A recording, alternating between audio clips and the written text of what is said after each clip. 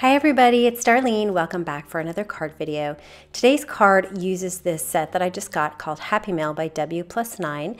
It has some animals that face each other, which is really nice. I'm also using my Nested Heart Dies by Little B. It's got crosses that you could put around the hearts. And then I'm using this ruffled embossing folder by Stampin' Up.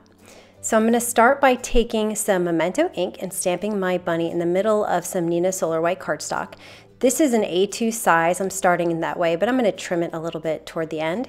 But I'm going to stamp him about in the middle. Now for the second one, I want it to be very accurate. I want their paws to be just touching each other. So I'm going to use my Stamp-A-Majig. I'm going to prep the sheet, but before I stamp it, I'm going to use my T-square to draw a line to make sure that they're exactly at the same level. And then I'll line it up with my Stamp-A-Majig sheet. You can see how easy it is to place stamps this way. I use this for my multi-step stamps as well. It really helps to line them up. And then I'll put some Memento ink on the other bunny and then stamp it to the right. Whenever I'm using my Stamp-A-Majig, I always make sure I go straight down and straight up. And it really helps to make sure that it goes exactly where it needs to go. So these bunnies are going to be colored with Copic markers. I'm just going to use E44 on the back side of the bunny, and I'm really not so much looking for shadow areas, but more just for the color of the fur of the bunny.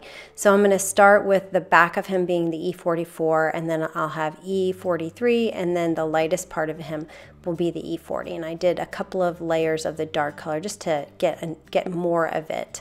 And then I'll turn this around and do the same thing on the other bunny, and I'm leaving their little tails white because I thought that'd be really cute. If you don't have stamps that face each other, you can always use mirror stamping, and I will link to a video where I did that so you can try it. All right, so once I have my bunnies colored, I want to ground them, so I'm going to use a W3. It's just a neutral warm gray color, and I'm using warm because my bunnies are warm colors. I'm just going to color underneath each bunny just so it looks like they're standing on something. I have an A2 size pink pirouette paper by Stampin' Up, and I want to center my heart. So it's really easy to do. I'm going to mark the center of my cardstock and use my T-square to draw a center line. And then I'll match up the top point of the heart and the bottom point of the heart on that line, and that means that it's centered. And then after I cut the hole, I'm going to place the X's around it. It's easier to do it this way, I think, than try to do them both at the same time. So I'm going to position it evenly across, and then I'll put some tape in place to hold it, and then I'll run it through the Big Shot.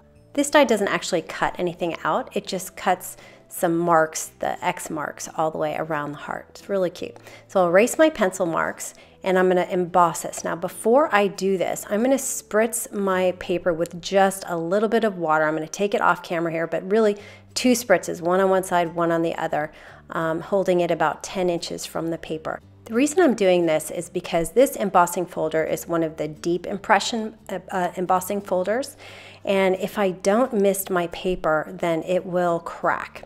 So here is my sandwich. I have tab 1, acrylic plate, and then my embossing folder, and then I have these 3 Mylar shims. I use them all the time. They're great for just a little extra pressure.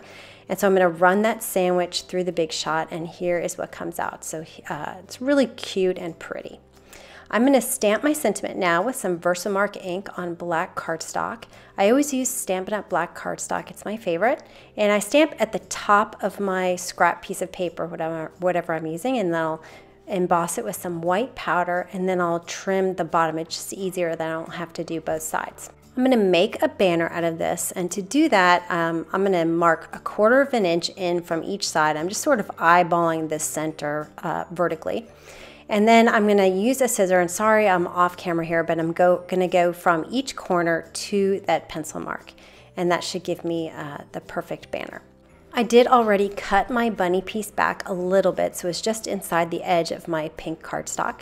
Now I'm going to flip that over and add a bunch of Scotch foam tape and just kind of put it over my bunnies to see where I can center it and still get the position the sentiment in a good place. I'm just sort of laying it on top to see where I want to put it, and then I'll press it down when it's in place, and I'm happy with that. And then I'll put some tape runner on the back of the bunny panel and put this onto a folded card base, which is just Neenah Solar White.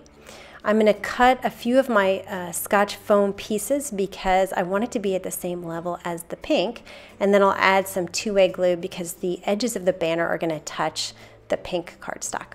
And that is the card for today. So I think it's a pretty easy card, and it's so cute with the bunnies, and you can use it for Easter or a different occasion. Anyway, I hope you enjoy that, and I will see you next time. Thanks for watching.